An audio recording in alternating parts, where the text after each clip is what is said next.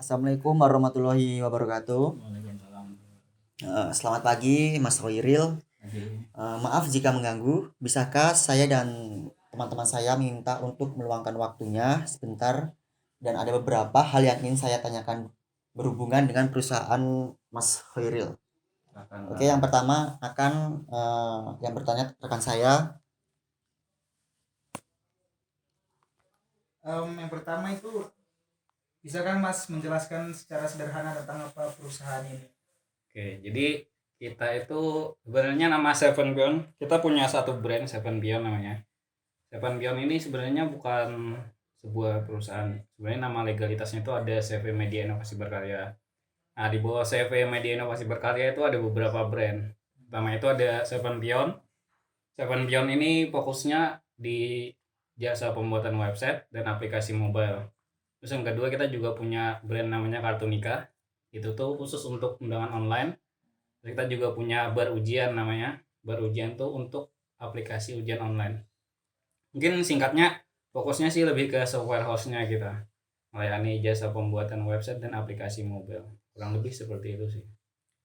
Yang kedua ini, apakah Masnya berkenan mendeskripsikan tentang diri selaku CEO perusahaan? Oke. Sebenarnya saya bukan siapa-siapa ya, gimana? Jadi kalaunya pribadi saya menjabat sebagai CEO di Seven Beyond itu baru dari 2019 Oktober. Karena sebelumnya ada teman kita juga salah satu pemilik CV Media Inovasi Berkarya juga. Itu tuh dulu CEO-nya ada namanya Mas Lingga dulu. Terus setelah ada ya perubahan jabatan akhirnya kita tukar jabatan. Dulu saya sebelumnya cuma sebagai marketing aja. Sekarang naik jadi CEO. Kurang lebih seperti itu sih. Kalau keahlian sendiri istilahnya kira-kira saya cuman ya istilahnya kalau di ketemu klien cuman kalau di perusahaan tuh istilahnya cuman komunikatornya aja. Nggak lebih sebagai ya istilahnya ya mirip-mirip marketing sih masih. Oh iya, yang selanjutnya itu apa visi Masnya bagi perusahaan ini untuk 1 tahun yang mendatang?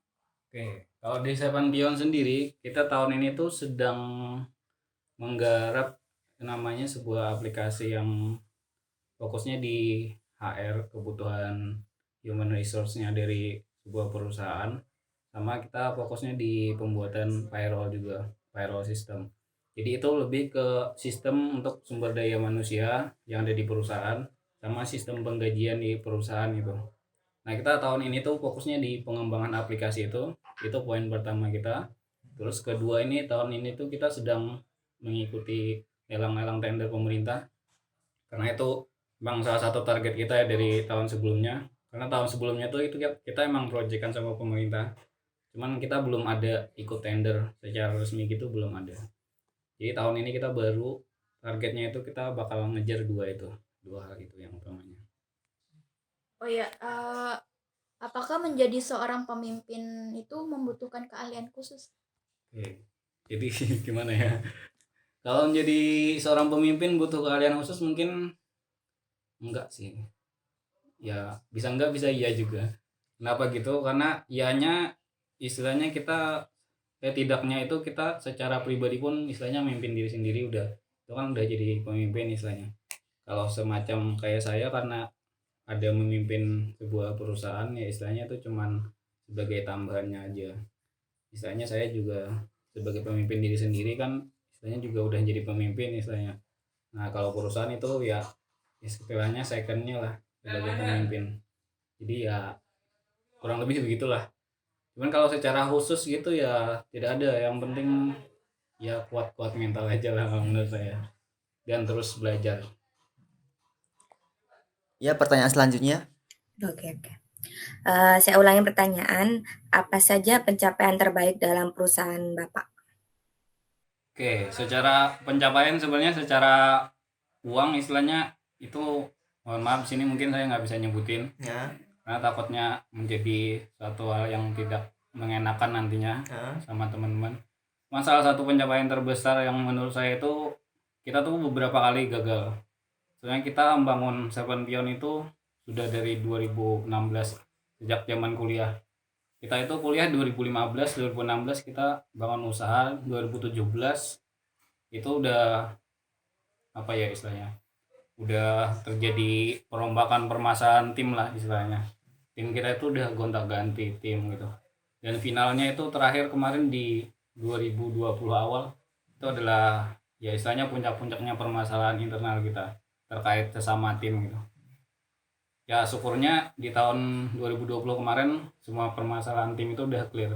Dan sekarang tuh kita udah sampai saat sekarang ini kita udah punya sekitar 5 karyawan tetap dan ada sekitar 6 sampai 10 orang yang freelance sifatnya. Jadi yang menurut saya yang paling bisa dibanggain saat ini itu kita bisa melewati itu. Pertanyaan ke-6.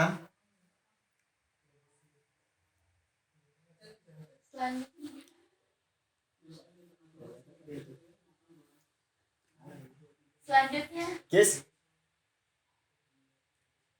pertanyaan. Jaringannya kayaknya. Next ganti orang aja. oh ya next ganti orang, Mas Ali. Pertanyaan ke-6 sampai ke-8. Oh, ini. Mbak Agis, pertanyaan ke-6. Pertanyaannya yaitu hal yang sering menjadi kendala dalam menjadi CEO atau leader seperti Bapaknya seperti apa? Ya mungkin setiap orang punya masalahnya masing-masing ya, setiap perusahaan juga punya masalah masing-masing. Kalau yang saya alami di selama ini itu yang paling bermasalah adalah ilmu. Jadi ketika jujur aja saya kuliah di Amikom misalnya dulu juga nggak terlalu fokus di teknis, nggak terlalu fokus di usaha gitu. Itu masih setengah-setengah. Cuman saya benar-benar belajar bisnis, usaha dan sebagainya itu baru dari 2018 yang benar-benar terjun gitu. Jadi istilahnya ketika menjabat harus memimpin sebuah perusahaan ya itu menjadi tanggung jawab yang baru sih. Baru tapi ya istilahnya bukan baru-baru amat karena sebelumnya saya juga udah terbiasa istilahnya memimpin tim gitu. Cuman tim yang berbeda-beda aja gitu. Nah kalau di sini kebetulan memimpin tim di Seven Beyond itu ya yang paling sering bermasalah itu ya kita itu orang teknis semua. Jadi teman-teman itu orang apa ya? Orang tukang coding lah istilah, misal di perusahaan software kan tukang coding semua, tukang desain gitu. Nah itu tuh nggak ada yang benar-benar bisnis. Jadi ketika saya sih terutama sebagai pemimpinnya istilahnya harus ya explore teman-teman juga, teman-teman yang nggak punya istilahnya yang belum punya ilmu di keuangan, di pemasaran. Saya sendiri di pemimpin istilahnya juga ilmunya kurang sebagai CEO. Jadi itu sih yang paling berat menurut saya. Jadi di ilmu itu ya kalau sekarang ilmunya hampir nggak ada gitu. Jadi ilmu yang saya pelajari itu ya cuman sambil jalan aja gitu, sambil jalan sampai alhamdulillah bisa jalan sampai sekarang. Alhamdulillah. Ya pertanyaan selanjutnya, Mas Ali. Oke, nama saya Ali Arasi dan saya ingin mengajukan pertanyaan. Bagaimana cara agar karyawan Bapak bisa tetap fokus dengan pekerjaan tetapi tidak membuat mereka terbebani?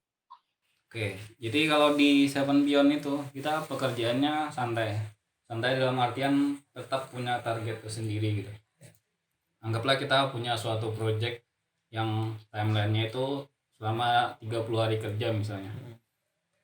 Teman-teman bebas mau ngerjain kapan aja, mau jam berapa aja. Cuman catatannya di tanggal atau di hari ke-30 hari kerja itu harus sudah finish, benar-benar finish gitu. Intinya cuma itu aja. Cuma kalau pekerjaan masalah istilahnya teman-teman harus pakaian formal gitu ya. Kalau di tempat saya kebetulan enggak gitu. Jadi santai-santai aja, mau pakaian celana pendek, bebas lah pokoknya. Yang penting target tercapai, cuman gitu aja. Jadi selama ini kita cuma nerapin hal itu. Jadi istilahnya teman-teman ketika jam-jam istilahnya jam makan siang atau jam-jam slow gitu lagi pada pusing gitu ya, kita kadang ya udah main game bareng gitu kadang. Dan kita bisa pusing-pusing juga bisa juga ke kafe bareng-bareng gitu. Udah. Cuman ya hal-hal seperti itu sih yang biasanya kita lakuin. Jadi teman-teman nggak terlalu pusing juga. Gitu sih. Ya. Apa skill berkomunikasi itu sangat penting? Bisa Bapak jelaskan? Komunikasi tentu penting sih menurut saya. Ya mau apa ya, mau sebagai perusahaan, pemimpin perusahaan atau mau jadi perorangan, tetap menurut saya itu komunikasi tetap penting. Karena di komunikasi itu ya, kalau saya diajarin komunikasi itu bagaimana cara kita menjual diri sih. Mungkin bukan menjual diri dalam hal yang nggak baik ya, tapi lebih ke menjual diri ke service yang bisa kamu tawarin apa sih gitu. Misal saya yang saya tawarin jasa pembuatan website. Simpelnya itu kan. Jadi yang gimana caranya saya punya jasa pembuatan website bisa sampai ke klien gitu. Nah, terutama hal-hal seperti itu yang paling penting untuk digunakan ketika ketemu klien. Itu sangat membutuhkan yang namanya keahlian komunikasi. Ya ahli-ahli banget nggak perlu. Yang penting berani aja. Berani untuk mencoba untuk komunikasi ke klien, berani menjawab pertanyaan apa yang dibutuhin klien gitu. Kurang lebih seperti itu. Ya, pertanyaan selanjutnya. Baik Pak, apakah ada seseorang yang sangat Bapak idolakan? Ada banyak sebenarnya. Kalau di Indonesia mungkin saya sangat kagum sama Pak Haritano Sudibyo. Beliau chairman-nya MNC Group. Saya sangat, ya jujur aja, saya tuh kenal beliau itu ketika dulu ada kuliah umum ya di Amikom itu. Kebetulan beliau pematerinya, dan saat itu pun saya baru tahu istilahnya pemilik RCTI, Global TV dan sebagainya, MNC Group itulah. Itu saya baru tahu waktu itu. Tapi ya semenjak saat itu 2000 mungkin sekitar 2017-18, ya saya sangat mengidolakan beliau. Bukan cuma istilahnya, beliau juga bukan cuma pemimpin di perusahaan, tapi di rumah tangga beliau juga itu termasuk rumah tangga yang sukses gitu. Anak-anaknya orang-orang yang ahli, yang kreatif di bidang-bidang pengusaha gitu. Itu sih. Oke Pak, apa sih Pak cita-cita dan harapan Bapak untuk kedepannya? Oke, tahun ini kita sedang membangun kantor karena kita pandemi kemarin sempat vakum. Kita udah punya kantor. Kalau di tempat yang kita wawancara sekarang ini adalah rumah produksinya, dan ini juga sekalian kontrakan teman-teman.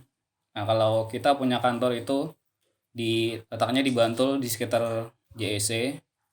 Nah, kita sedang bangun kantor itu, rencana untuk tahun ini kita sedang membangun kantor di sana. Insya Allah istilahnya tahun ini juga mungkin di pertengahan tahun bakal siap untuk ditempati.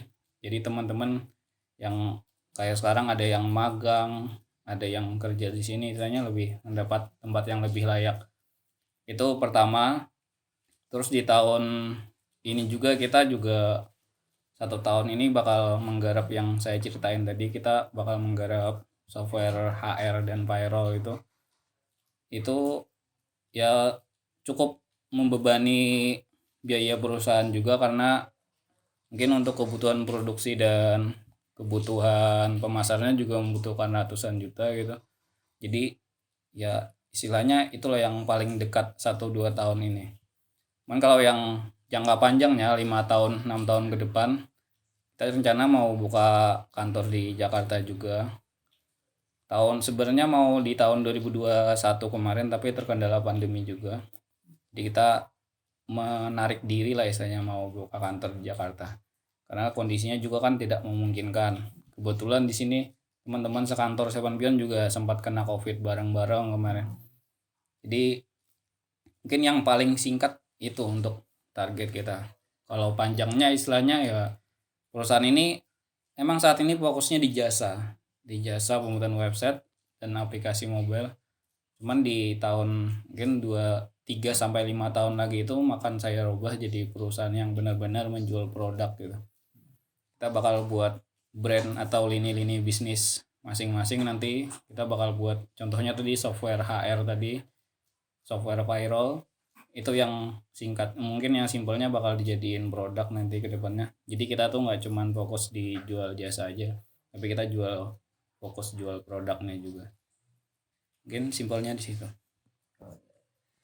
Ya, terima kasih atas Mas Hoiril disampaikan saat wawancara dari rekan kami.